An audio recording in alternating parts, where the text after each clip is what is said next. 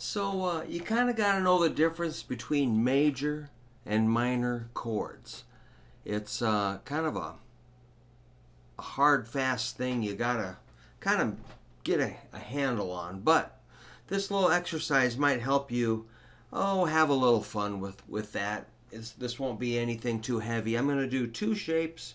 This major shape, which will look just like E, and a minor shape that's like stretched out a little bit.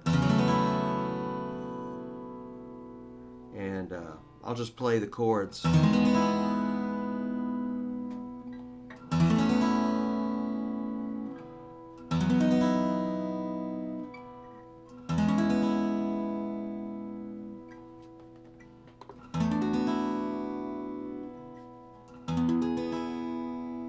So there's two shapes there. The major, again, it's just like a normal E, but you might have noticed I'm using ring and pinky and middle, which helps when I go to the minor shape, which is, here's major and here's minor. So instead of the middle finger, I'm going to go one fret lower that way with my pointer finger and make a minor. So you can see there's nothing happening on that fret there. So these are just kind of atmospheric chords. Let's start over on that E major and the minor.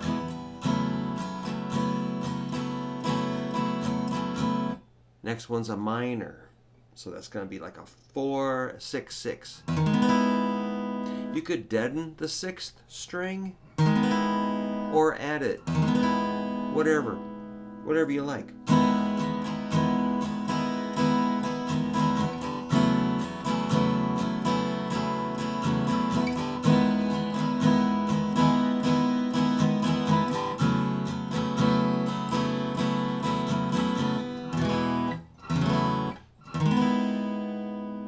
Yeah, it's just kind of like a modal exercise, like an E major, but we're getting some of those minor chords in there. Alright, then the next one's major. It's an A type chord, but shaped like an E. But we're kind of the equivalent of an A bar chord, only with some open strings. Changes the formula just a little bit. So if you put them together, you got this kind of a harmonized lick.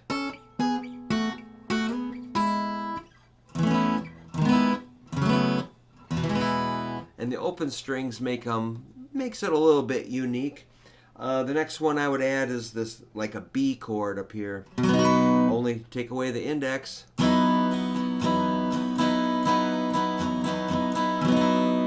It's got kind of a nice thrilling sound to it.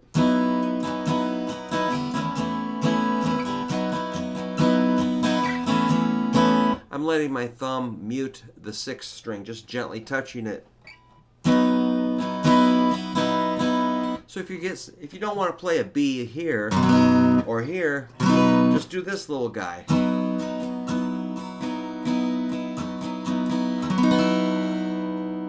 It's got that kind of light quality, and you can just mix and match these as you wish. Let's see if I can go from that B to the G sharp thing. Maybe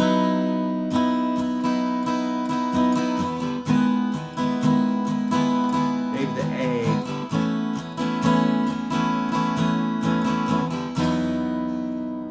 To the B.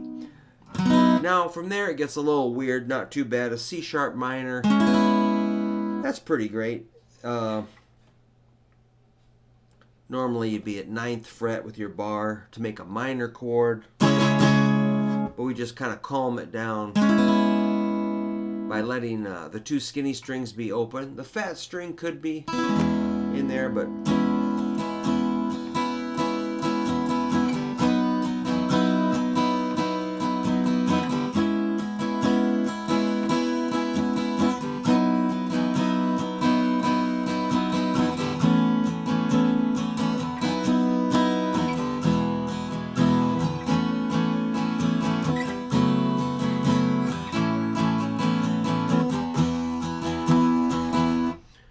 you could kind of go on all day. I ended up on a D up here, which is like a D at the 10th fret, or you could, from there it gets a little weird, but eventually you might end up on this high E.